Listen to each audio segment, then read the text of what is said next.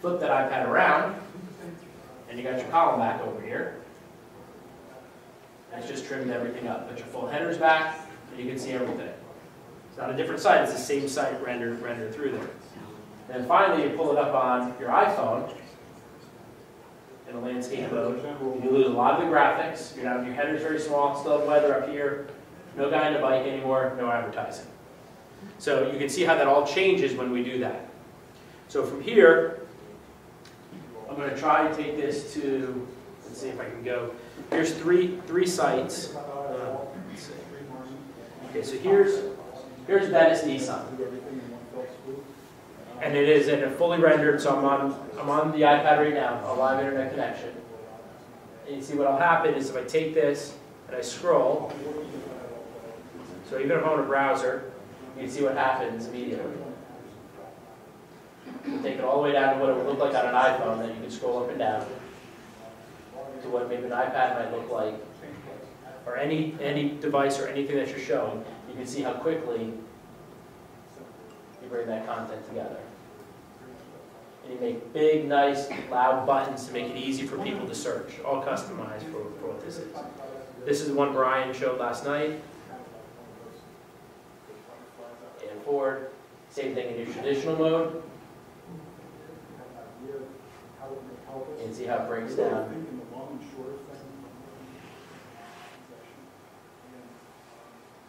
Into a small section. And one more. Check your Kia. Same thing, I'll take it out from where it starts from. It'll keep your little chat box as you go in. I can take it all the way down to there. So it gives you a pretty good idea of what that looks like from an onboard site and how it renders just based on whatever the page is. And again, your advantages on doing that take you to when you pull any of those sites up, you're managing content in one place no matter where you are. So everything is managed in one place, and you can design it for however it looks like. One of the things that's really cool, and not to get into, I mean, I'm sure if you know, Dominion's websites, now I'm not getting pitchy here, but the Dominion websites do offer this, and I think it was first to market with it, which makes it pretty cool and interesting to talk about. And I'm sure other people are going to be offering this as well. And I would suggest if you don't have it, to ask your provider for, you know, hey, what are your plans to do responsive design? But one of the cool things about, at least I've seen it on the back-end tool for the Dominion sites, is that the content manager also does the same thing. Now, so when you're managing your content and you access it on an iPad or an iPhone or any of those kind of things, it scrolls down to that page, just to that page, so you can manage it and you can preview what it's going to look like in all of those different devices as you go through it, which is pretty cool. So I gave you my background before in the inventory side, so immediately I said, well, I want that technology for our inventory management as well, so we can put all of it together. But for the same thing, that you can put it together on an iPad or an iPhone or any of those pieces. So before we move on from this, I'll open up and see if there's any questions as we can recap through some of that. Any questions on the responsive? What would be like the ideal resolution for the most popular phones now? You know, how many pixels? If you want to just have thing on one screen.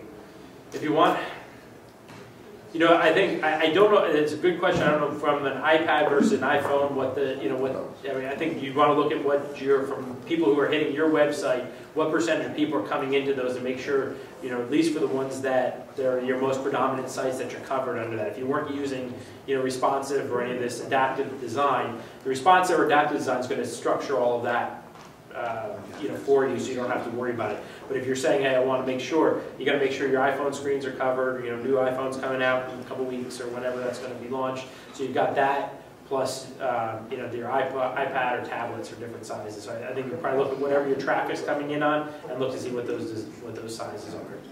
But I'd make sure for sure you got the iPhone and iPad covered. So, I did mention both terms before, adaptive and responsive, and there is a difference. I'll clarify. Adaptive, the responsive.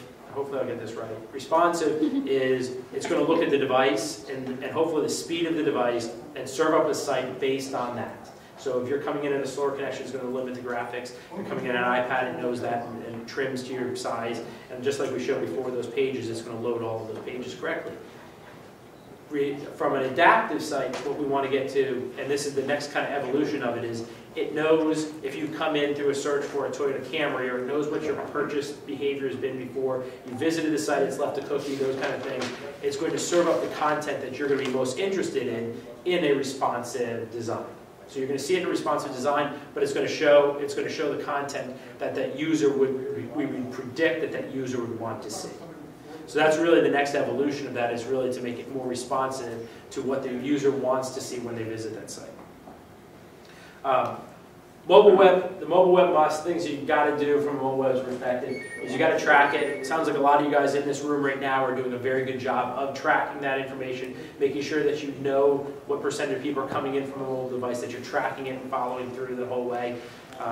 If you use QR codes, please make sure that they point to a mobile-friendly site. I've seen too many people use QR codes and they point off to some full-page blown site, and then people are trimming it down, and that's not really exactly the content that someone's looking for in doing that. This is what I was talking about with responsive, get personal, using customer behavior information to target segment mobile messaging is a 7 times greater improvement in campaign click-throughs. That's exactly what I'm talking about. If you know how the customer's getting to you, if they get to your page from a targeted email or from a search term, and you know how they came into your site, and you're able to serve up content that's specifically designed to them. It says right here, that's an averaging site, you'll get 7 times greater improvement in your campaign click-throughs. And integrate social with your media campaigns. So when I mean that, it is think about when you're doing everything you do from a social standpoint, that you make sure you incorporate and talk about your responsive design and talk about these things, and when you're linking people through, that you go to those right pages.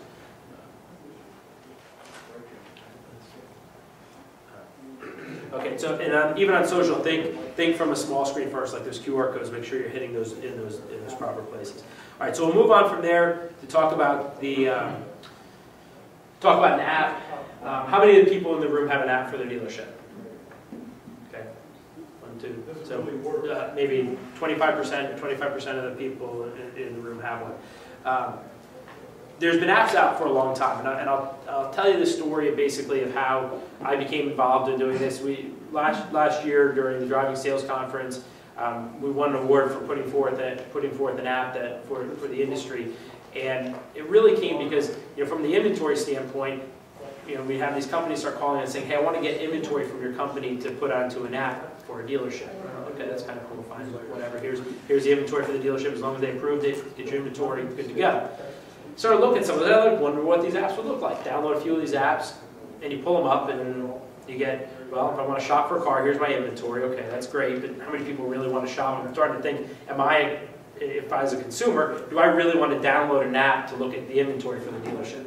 Then I say, okay, here's a service link. I'm like, okay, hit that, and it basically brings up a form with like 17 fields for me to type in, like this on, and I said, that's not going to work, and then there's directions to the dealership and a phone number. I'm like, how many people are going to download this app? I'm like, so I started thinking that doesn't make a whole lot of sense.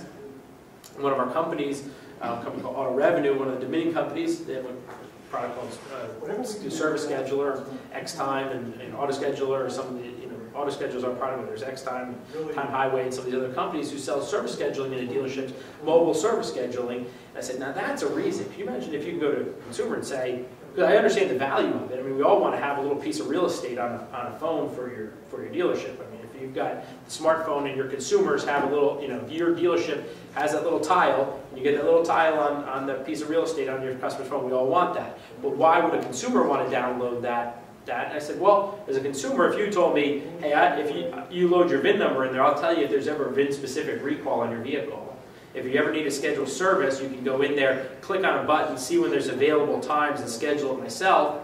Now I'm pretty interested. I don't have to make a phone call. I don't have to send an email. I can automatically just create an appointment based right in there in the service schedule. I'm like, that's pretty slick.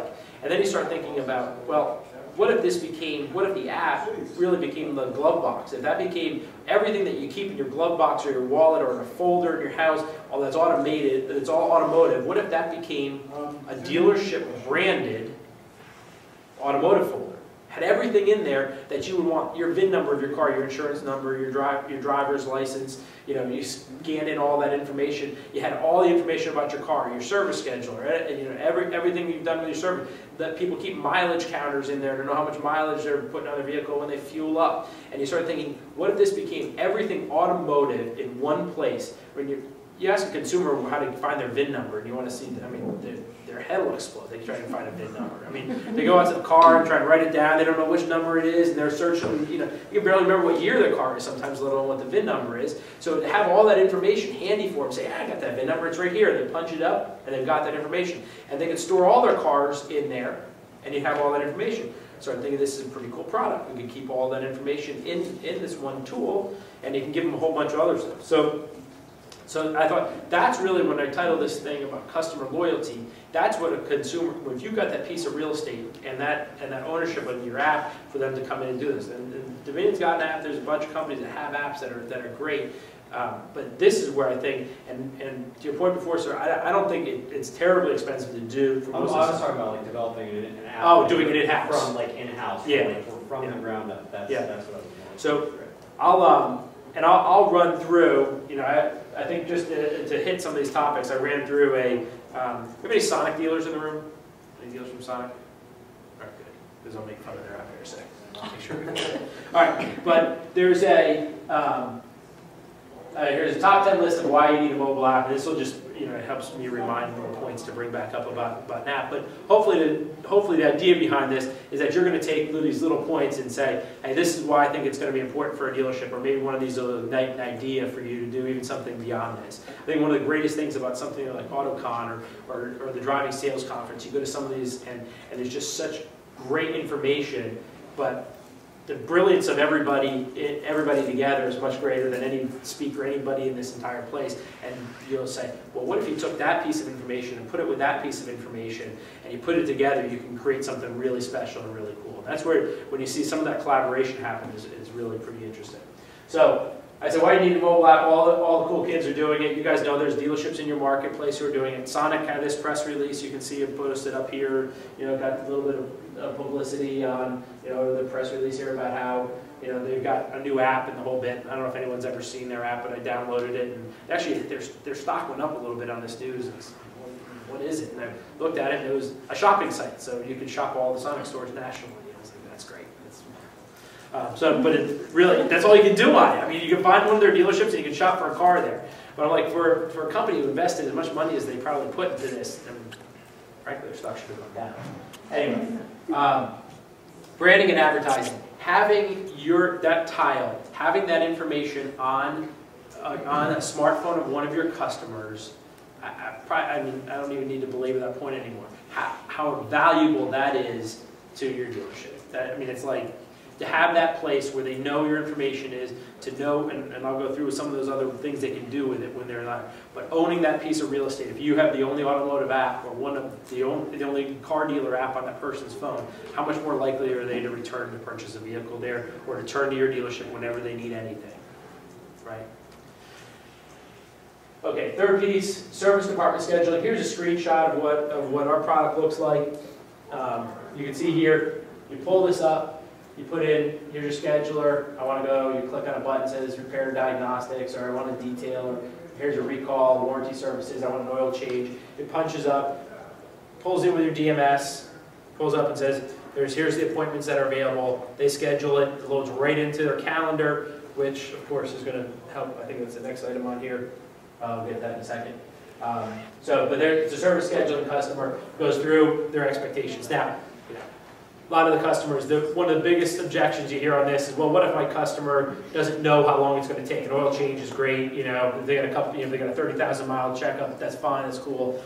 But what if, you know, their engine's making noise and they need a diagnostics on it? They can still go in and schedule a time to come in, you know, and then I'll give them an option, or you're going to, you know, if you're dropping it off, or you're going to need a loaner car, you're going to need all those things. It's all customized to your dealership and what your processes are at your dealership. But it allows the customer to really go through and do that. You may still have to have interaction with them depending on the needs that they have for it. That service department scheduling is a nice piece. Customer convenience. I mentioned before about keeping the information for a vehicle on the app, you know, your driver's license, your insurance information. But I think couldn't agree with you more. I think the moral of my story, what I was talking about. you never know. That was in this room last time. It happened. So, It's like, I guess Brian was speaking too. that's right. Brian's speaking to all of us at once. So the customer convenience factor is that you can have maps, or think even like QR code readers or anything someone might need that's automotive related. If they turn to your phone to get that, if they want a financial calculator to figure it out, to even have that information, how cool it is to have your spot, your place. I mean, you can put tools in there like flashlights and whatnot, that everything would come into one place for them to find it. In this case, I'm showing a screenshot finding a local gas station and prices for a gas station locally. Just think if they ever want to find anything that's automotive, to have that availability for you to think, oh, I can go to, you know, Tom's Ford app and pull it up and see what that is. Repeat business. You know, if the customer is using you for service, they're going to come back for sales, they're going to trade in their car, they're going to, if they get valuations for their cars, I'll mention that in a second, they're going to keep coming back to your dealership. It's going to build loyalty, it's going to build trust, they're going to come back for repeat purchases. Imagine what this will do for your no-show rate. This is what I mentioned before. When you do the service scheduling and it pops up, tomorrow, Kanisela Nissan, 2:30 p.m. oil change appointment. I know somebody that's an English major. Yeah, exactly. Okay, so what's going to happen? What's going to happen if this pops up on the phone? Got a service right? charge that takes X amount of time. So if this pops up on your phone, you're going to have a much greater chance of them not only showing up for your appointment, but if they can't make the appointment, they're much more likely to call and to cancel the appointment or reschedule that appointment. But to be able to have that pop up on their phone, you guys can imagine how valuable that is for your no-show rates at your dealership for scheduled service appointments. All right, this one's kind of cool.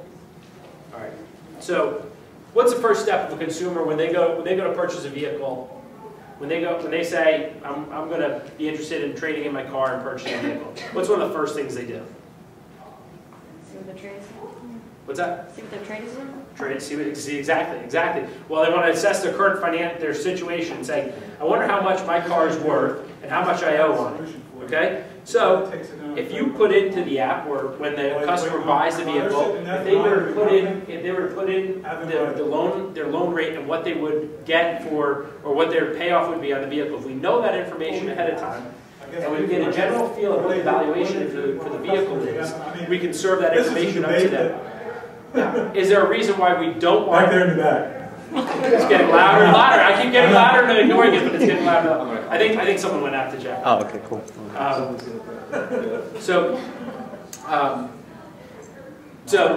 Where was I? Yeah. The valuation. So if you know, he thinks it's funny too. But evaluation is once you know that the customer, if they're looking for that valuation, you know they're in the market for a vehicle.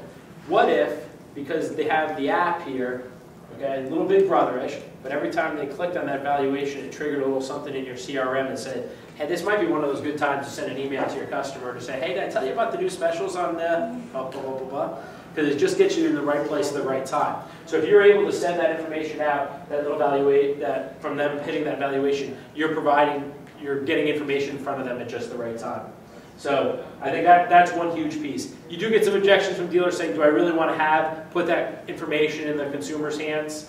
I'm going to let you guys make that decision, but they're getting the information anyway. They're going to go get it. Make it available to them. Let them come to your app for it. You can brand the pages. Or do you want them on your app? Right. Yeah. I mean, at least you've got a captive audience where you're serving it up under at least a semi-controlled environment, that they're not punching everything else up somewhere, and you know they're doing it. So it gives you the opportunity to serve them, you know, in a little bit of a big brother fashion.